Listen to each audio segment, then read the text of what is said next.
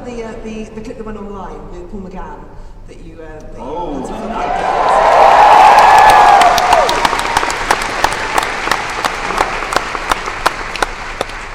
know that I can be irritating sometimes,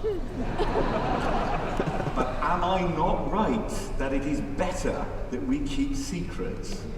Is that not right? Yes. No. The reason I'm asking this question is I want to hear that reaction, because some people in here will be bloggers, some people in here will be journalists. I believe the audience wants us to keep secrets and to surprise you, to give you that thrill now and then. That's why we sometimes, or even always, lie.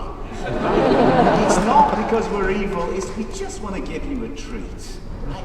Now, even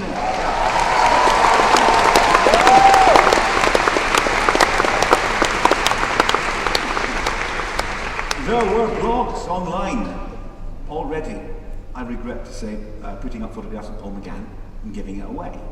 And that's why we brought it forward, and why we rushed it out and said, get to your televisions or your iPlayers, I'm so modern, in an hour, get there and watch it and get the thrill. Because people were already showing off that they knew. There's not news. It's fiction, it's not news. You shouldn't be blurting out lovely secrets like that.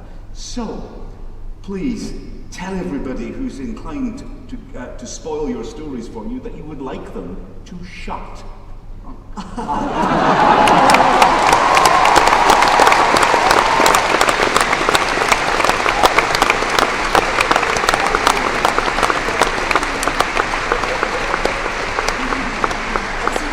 Someone somewhere, I don't know, there's a guy from a website in this room going,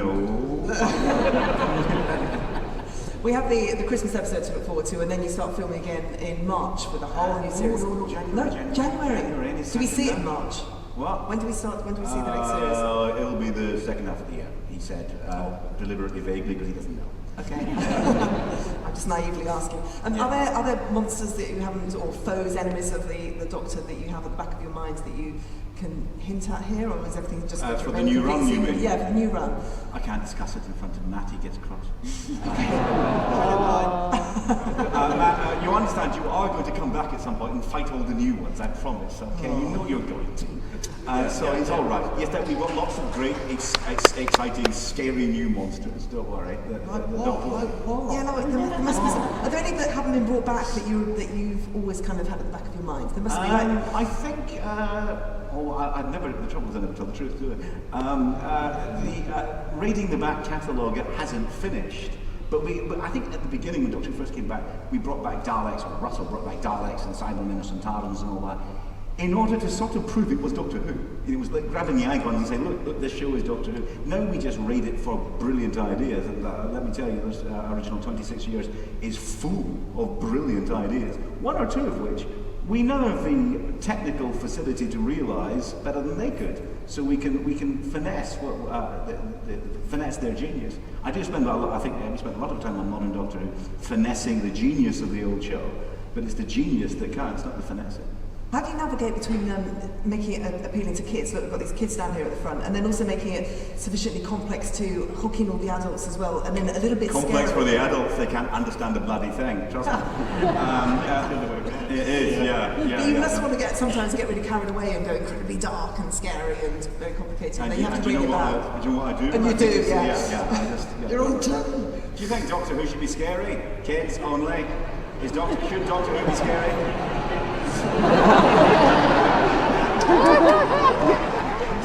Do you think it's better, kids in the audience, do you think it's better when Doctor Who is scary? Yeah, you see, there you go. Go deep, go scary. Sometimes seem a little bit slow on the uptake while watching an episode of Doctor Who. Do they? Kids? They're scared, but you've scared them to death. Tell you what we're going to do. We're going to ask Tell questions. me later.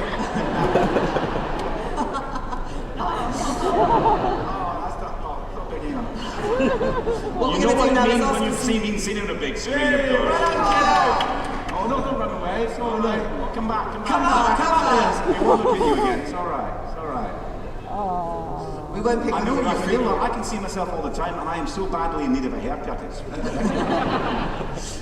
You will have questions, I'm sure, in the audience now. What you have to do is put your hand up, and someone in a blue shirt will come and they'll chat to you, and we'll try and get as many questions as we can, and we'll ask all of the people who sat here on the red sofas. So just be patient, and someone will come and speak to you. How long can Doctor Who carry on for? Matt, what do you reckon? I mean, 50 years down the line, will they still be doing this kind of thing? I don't see why it should stop. I think, you know, kind of Stephen often talks about the format of the show being really clever, and I think ultimately it is. So therefore, why should it stop? Why? And you know, and it can keep appealing to generations and generations. Like all the kids here now will tell their sons and daughters about it. I'll tell my son about it and my daughter. I'll go, hey, look, it was me.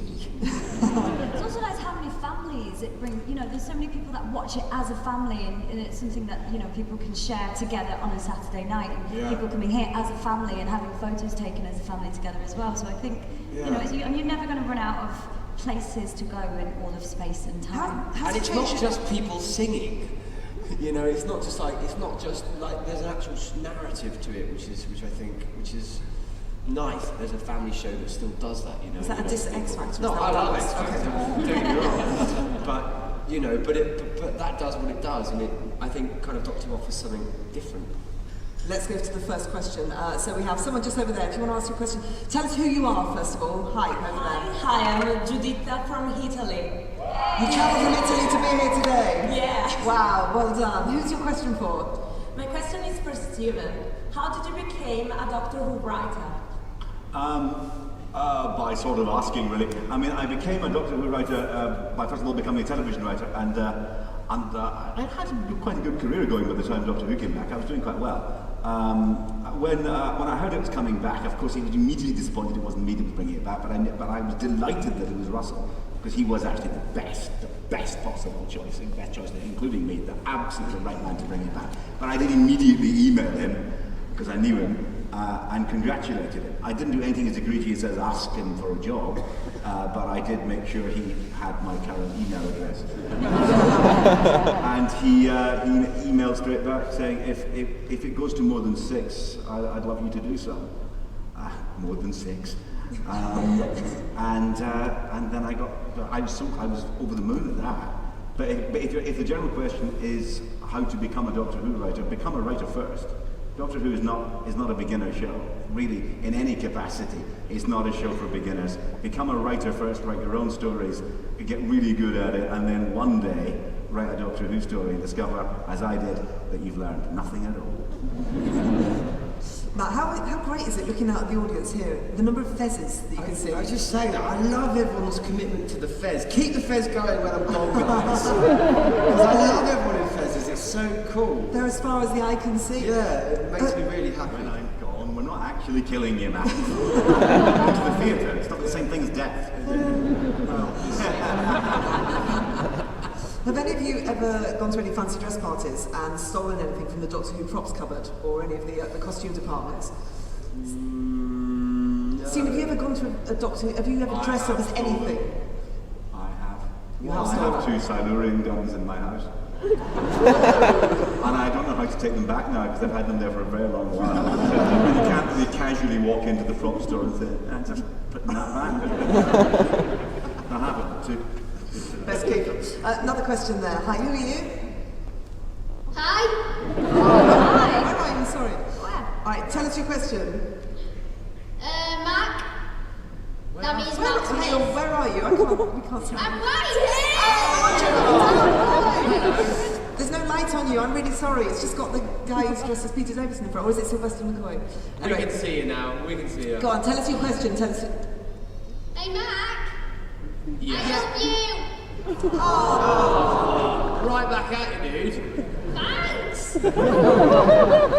What's your name again? Tell us your name again.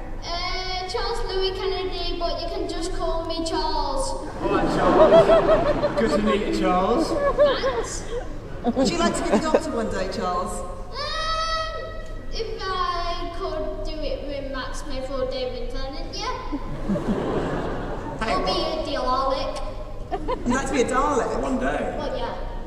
Is that the best enemy or monster that you like? I love Daleks, duh!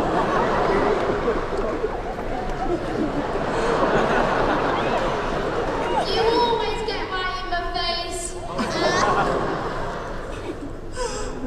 Is that it? That's your question? Well, my sister's got a question. Go on, ask us the question. What's your sister called? Faith. Hi, Hello, Faith. Faith. What's your question? Which TARDIS do you like the best? Which TARDIS do I like the best? Oh, that's a tough one, isn't it? Crikey. Well, I'm lucky that I've had two, and I have different. I mean, I like one of mine the best, obviously. So between the two, I like them both for different reasons. I liked my old one because to fly, there was quite nice. This sounds really silly, but there's quite nice rhythms. It has quite a sort of nice rhythmic feel to it. And the new one's got a spinny thing, which I quite like too. And I like David's TARDIS as well. But I'd say probably my first one, just because it was just my first one, like your first kiss. Aww. Thank you for your question. It was under an underpass. Yeah. This was in Northampton, right? In Northampton, Okay. massive. Oh, the Northampton Massive are here. Yes! Right on. Next question then, please. Hi, who are you? Betsy, Hey, Betsy. What's your question? Who's it to? Matt, what is your favourite monster in Doctor Who? My favourite monster in Doctor Who is the Weeping Angel. What's your favourite angel? Probably, Yeah, it's cool, isn't it? That's my favourite. Okay. Thank you very much, Betsy. And your question? Hello. Hello. What's the funniest moment that's ever happened to you in Doctor Who? Jenna. Oh, you told me a funny one before. With Lily Cole on set. Oh yeah. Something fell on your head, or you fell over. Matt falls over on pretty much a daily basis. He did quite a great, amazing fall in the Rings of Ackerton. You were trying to do the skid on the sand, but the skid went terribly wrong. Yeah, that was bad, wasn't it? That was actually quite bad. Don't worry, I fell over a lot too. There you go. There you go. We share a similar affliction. You look great as well. What's your name? I didn't ask your name, sorry. James. James, thank you. I think we both fell off the bike as well, didn't we, in Bells of St. John, motorbike. Oh yeah, God, it was pretty heavy. Yeah. Yeah. Really? Yeah. Yeah. We didn't get harmed, we were fine. Yeah, that's what's great about sort of Who is there's so many. It's such a great show to make. It's really fun. Is it physically quite grueling? Do you? Yes. Gosh, Okay, yeah. tell us about your injuries. What have you done? Oh, good. I mean, the list is too long, but I know it's such a demanding thing because it takes such energy. You know, you're constantly sort of running and stopping and sliding around, and you're doing it take after take after take. And you have to sort of throw yourself into it. It's good fun though. Tell us how you found your doctor. Who were the people that inspired you, and you kind of put them all into a melting pot and then became the 11th Doctor.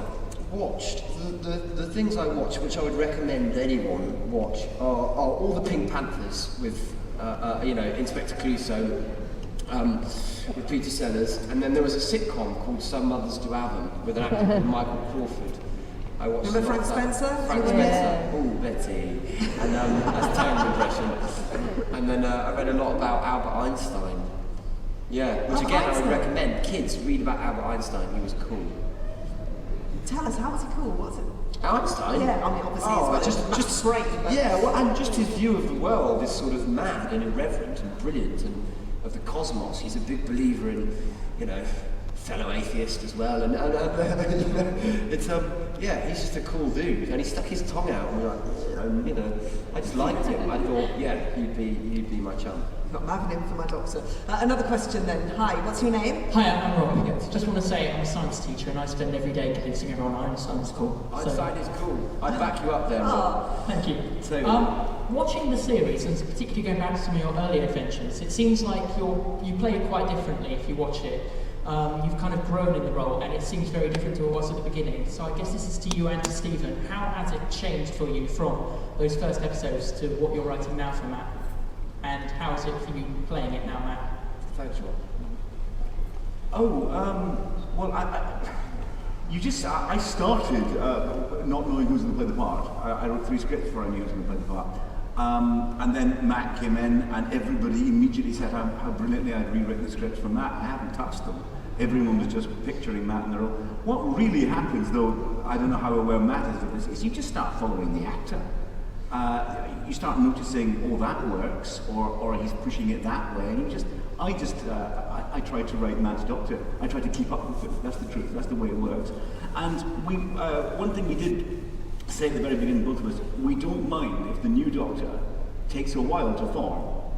Because a minute ago he's David Tennant, and now he's got a new body, and he's going to take a while to settle into that. So it was quite purposeful. I felt as though he sort of arrived somewhere in the Silurian episode, that scene with Alea in the crypt. I felt the new Doctor was there, really there.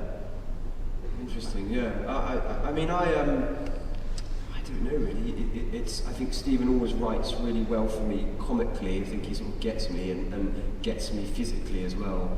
And also he just takes the piss out of me all the time, to be honest with you. Which sort of works. The amount of chin jokes or jokes about oncoming grey hair or about looking old, which are generally funny. And then I think he sort of appealed to the darker side of the character, to my taste as well, and I was quite intrigued by that and by the blood on his hands. Because if you consider the blood on his hands, there's so much. Think of all the great time war, the people that he's lost, the people that he's. So, and I always wanted to keep evolving, and the costume as well. It was quite a conscious thing that I wanted to go every year. He should feel like a slightly different character. Thank you. Thank you. Terribly sorry, but we're going to have to wrap it up there, so I apologise to the people who are waiting to ask their questions. Can I just because our young man, could we get a microphone to this young man here, please? Just quick. Oh, come up here with me. This is our young man that we're embarrassed. So he's had his hand up.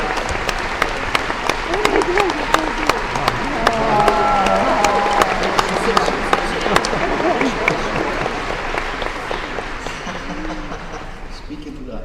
Why do you like pheasants so much? Why do you like pheasants so much? It's weird, What, do you not like pheasants? But pheasants are cool, man. Because they're cool. Look at them. What's not cool about a fez? Yeah, just look at these people here.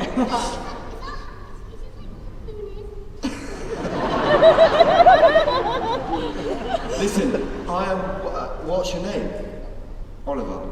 So, what's a cool hat? Do you think?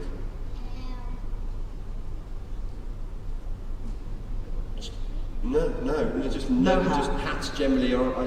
This is where we disagree on, but I think for me the fez is a rockin'. Anyway, thanks for your question, dude. Thank you very much indeed.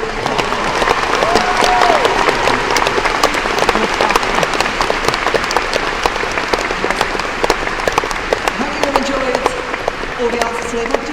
Just to sum up, on your deathbed, or when you're a very ancient person and you're reflecting back on your life, one by one, what has Doctor Who meant to you? The involvement that you've had, the part it's played in your life, in just a sentence, maybe two.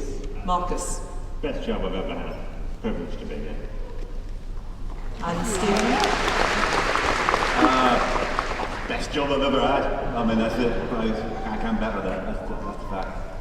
Best job and best TV show. Jenna. A unique, thank you. A unique, wonderful moment in time, and something I will never ever forget. Matty, what has it meant to you? Because this is an emotional time. You are. Yeah. This is like your swan song being here. Just to reflect on what it's meant to you. It's like best job. Oh, well, thank you very much. Best job, best fans, best chicks, best friends, best adventures. And I got to play the big man, and I'll never forget it. So, thank you.